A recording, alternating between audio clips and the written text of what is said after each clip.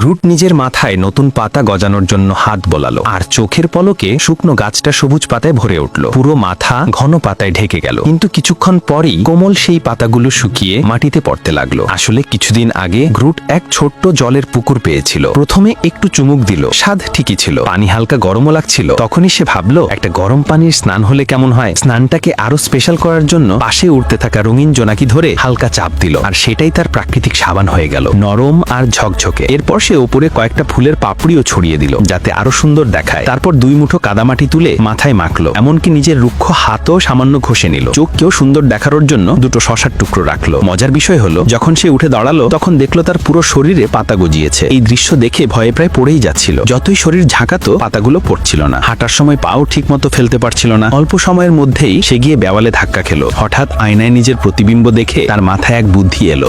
আঙ্গুলগুলো কাঁচির মতো বানিয়ে নিজেকে হেয়ার কাট দিতে শুরু করলো। 8 ঘন্টার পরিশ্রমে সে নিজেকে কুকুরের মতো বানিয়ে ফেললো। কিন্তু নিজেকে উপভোগ করার আগেই পাতাগুলো আবার শুকিয়ে ঝরে পড়লো। হতাশ হয়ে আবার কাদামাটি মাথায় মাখলো। প্রত্যাশা মতো নতুন কোমল পাতা গজালো, কিন্তু এই আনন্দ বেশিক্ষণ স্থায়ী হলো না। পাতাগুলো ফের শুকিয়ে গেল। এরপর সে বারবার কাদা মাখতে লাগলো, আর প্রতিবার আলাদা হেয়ার স্টাইল ট্রাই করলো। অদ্ভুত সব লোক সে খুশি হচ্ছিল, কিন্তু পাশে ঘুমিয়ে থাকা রঙিন পাখিটা তার এই কাণ্ড দেখে বিরক্ত হয়ে যাচ্ছিল। অবশেষে গ্রুট নিজেকে অর্ধেক মানুষ অর্ধেক ঘোড়ার মতো বানালো। আর হদ্দকাণ্ড হলো, সে শেষে নিজের জন্য সবুজ পাতার একটা বিয়ের পোশাকও বানিয়ে ফেললো।